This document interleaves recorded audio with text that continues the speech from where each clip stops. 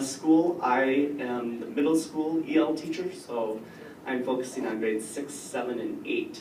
And my short presentation today concerns my reading group that I have. I use a scripted curriculum, and I teach 5th, 6th, and 7th grade newcomers.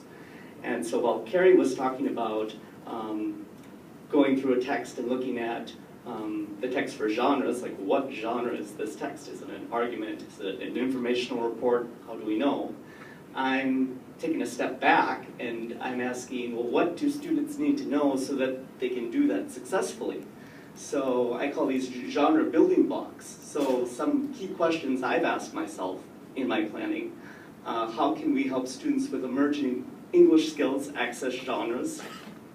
What do they need to know so that they can do all the things that Carrie has been accomplishing with her students? What strategies can students use to make meaning, even as newcomer readers? And how can a standard curriculum facilitate this language development? So let's go ahead. So I've chosen to focus on doers and actions. This is exactly the words that I use with my students. I call the subjects of a sentence doers, and I call the action verbs actions. So as we see, doers are the subjects of action verbs. They do something.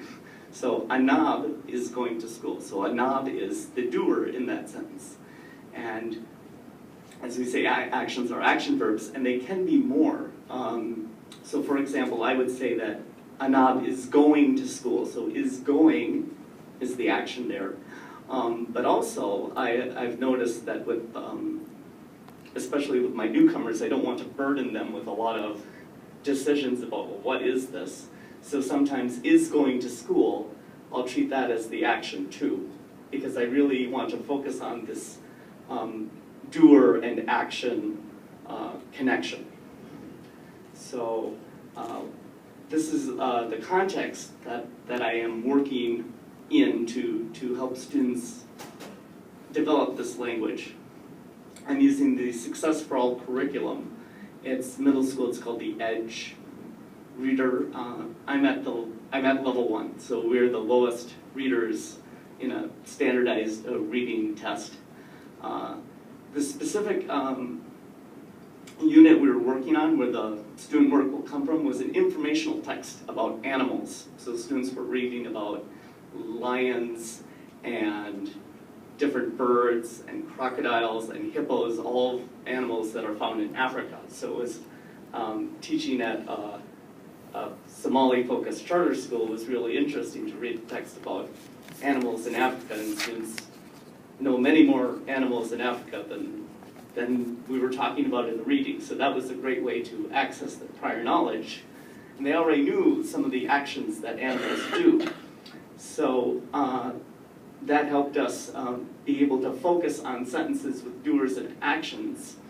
And as kind of a final wrap-up activity or a way to push their language skills, we used graphic organizers for writing support. And we'll see some examples of student work that show how I set it up. And it was simple, but I feel that we're making real progress. So this is how I started. What is the doer? What is the action? We did a sheet like this together. And I'm not even sure if this was a sheet we had done together or if this was an independent sheet. This is an outlier. This is the only student who did this, but I'm showing it because it's really interesting how the student not only identified all the doers and actions, but made circles and arrows to show that all of the circles in the first section are the doers, and all of the words in the second section are actions. And I already started to think about, this is a strategy I use to track, what is the it in a text, or who is they, and I use circles and arrows to track that information. So I'm already thinking about, oh wow. This student has strategies I haven't even talked about yet. So it's really amazing what what we can find out that what learners can do that, I mean, I had no idea until I saw this. It was really exciting. Now we're going to look at some student work with and this is how I broke down what is the doer, what is the action. So the first sentence is given for the student, and in the second sentence we work on just thinking about the action, gets a drink of water, and what gets a drink of water. And we use the text to support us here. So the text might have said the animal gets a drink of water, or the crocodile gets a drink of water, something like that. So the students did have a text that they could refer back to and copy from, and some students were, I was fine with students going back and copying at this point. Then as we see, I mean, I just blanked out. Some I gave the doer and they had to provide an action, some have the actions and they have to provide a doer. And then on the bottom we have a blank doer and a blank action. And this is actually where students are writing supported sentences either on their own or something they've copied from the text. I mean, apparently from this we gather that the student likes to talk about big cats. So that's a theme of their writing so far.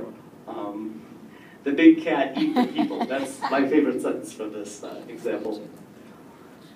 So this is moving students to actually writing whole sentences, and we don't have to talk about sentence construction because a doer and an action is going to give you an English sentence. That's what's so wonderful about this. And the last example I want to show is how some students take the blanks and use them in ways that I'm not intending them to use the blanks for, but while it's supposedly a low-level reader or what I consider to be mostly newcomers, we do have students who have higher levels of language development. This student is a level 2 writer, and they're using sentences from the text, but they're using the blank box to write an entire sentence. So while they're not focused on the doer and the action anymore, they're writing an entire sentence in that blank. And so, like, they wanted more space to write. So it's like, well, I've got this blank. I might as well write a whole sentence in that blank. So it shows the flexibility students have with graphic organizers with blanks, that some will just focus on doers and actions, and that's excellent. And other students are going to actually use the blanks to write a sentence in one blank and then write another sentence in the other blank. And if we look at the bottom, I can read that. A big cat hunt a small hippo. The big cat does not see the hippo's mom. It sounds like it might have been a copied sentence, or it might have been changed just a little bit, but there's the sense that those two sentences are related. And so that's an interesting piece of information from this example. So while I'm working on doers and actions with most students, now I've been able to build in more parts of the sentence with students who are ready for talking about, well, what happens after the action? Like, do we have something that's done to, like the animal eats? Okay, what does the animal eat? Where does the animal eat? When does the animal eat? So that's where we're going, and it's thanks to these, this just focusing on doers and actions can open up a lot of opportunities for students.